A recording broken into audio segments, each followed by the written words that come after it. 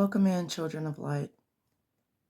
And speaking of children, if you have children with a narcissist and you are an empathic soul, a chosen one, consider yourself very blessed if your child is also empathic and is also chosen. We know that the narcissist specializes in grooming, and that won't just be grooming of you, they'll be trying to groom your children as well. Ephesians 5:4. And you, fathers, do not provoke your children to wrath, but bring them up in the training and admonition of the Lord. So that would be our job to do. We can't depend on a narcissist to do that. In today's video, I'm going to talk to you about some of the things I noticed concerning my toddler, his response to the narcissist,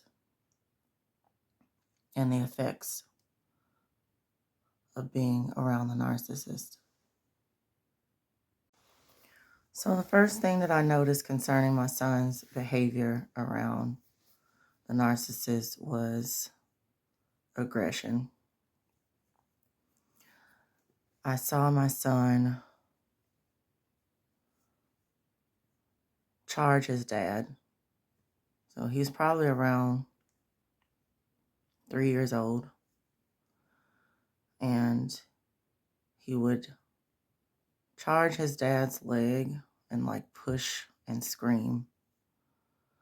And I never had him do that to me, but he just would do that, occasionally with his dad. And to me, it seemed like it had something to do with his dad, like coming inside the door. I think that his dad, not being in the house that much, I think that affected my son. And going even further, my son began to draw things, and this is around age 4. He started to do some interesting drawings. And this one drawing in particular stands out to me. He drew a house,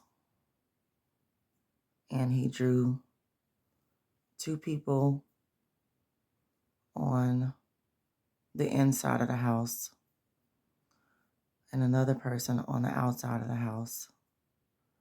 And I asked my son to explain the picture to me, and that's pretty much what it was. He drew himself and me inside of the house. To him, that was behind the house. And then he drew his dad on the left side of the door coming into the house. We have to be careful what we model in front of our children. We have to be careful what we let them see, because it definitely affects them. My son was very well aware, that his father was outside of the house quite a bit. Another thing that I seemed to notice was my son started to have trouble in school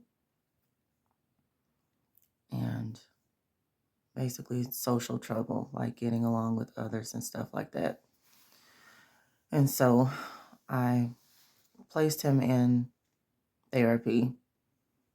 It's like a behavior therapy where they can try to help him process his emotions and things like that.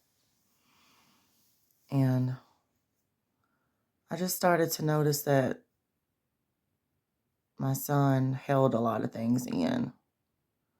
And even a lot of things he wouldn't tell me, he would just speak to his therapist about. It was almost like he had a wall up. And even that young, I would ask him certain questions, and he would basically shut down about the questions. When he would get a cut or a scratch, he wouldn't tell me. Most little kids love to run and tell their parent, they got a bobo so you can kiss it. But my son wouldn't say anything. He would just kind of hold it in. And I would have to observe it or find it, notice it, to attend to it. Another thing I noticed was my son being a little bit more affectionate towards me.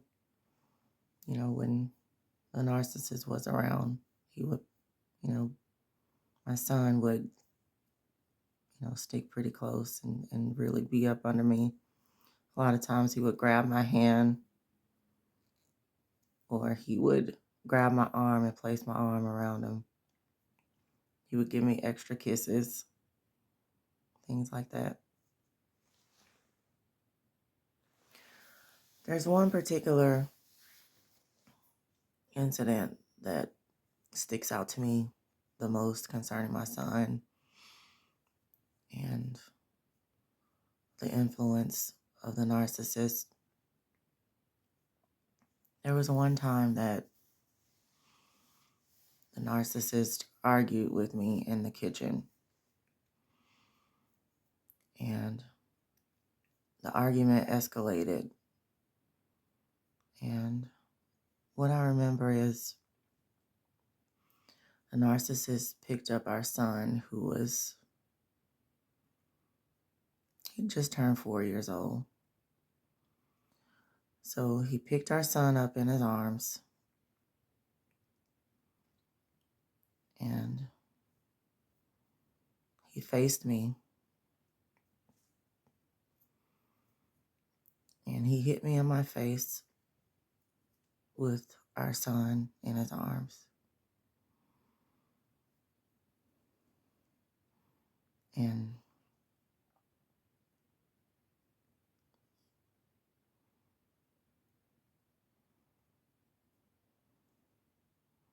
that was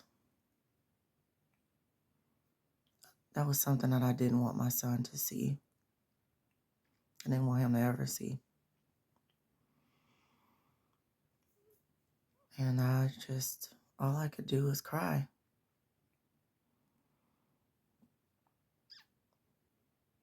And I remember as I was crying, the narcissist left out of the room. I picked my son up and I hugged him. And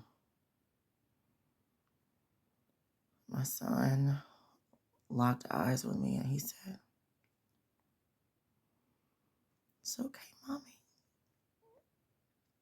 Don't cry, Mommy. It's okay."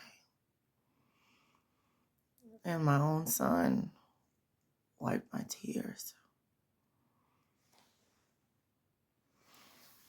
I started to realize that I needed to get away. I needed to get out because I didn't want this to be something that my son continued to see and that he thought was okay. And I didn't want him to grow up to be the man to do that to his wife.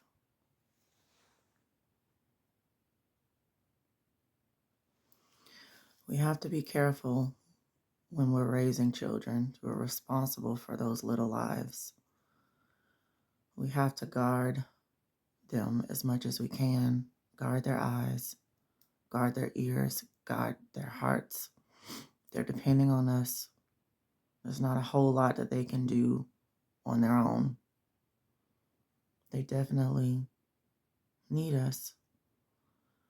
And we really need to be the best version of ourselves that we can. We have to teach them the right way. Luke 18:16. But Jesus called them and unto him and said, Suffer little children to come unto me, and forbid them not, for of such is the kingdom of God. Proverbs 22:6. Train up a child in the way he should go, and when he is old, he will not depart from it. Once again, as children of God, it's going to be our responsibility to train up our children in the fear of the Lord, to ask the Lord to help us to raise them in the correct way, to be a good example in front of them, to be a good influence in their life. As we walk in the light, it's going to be our responsibility to train our children to walk in that same light.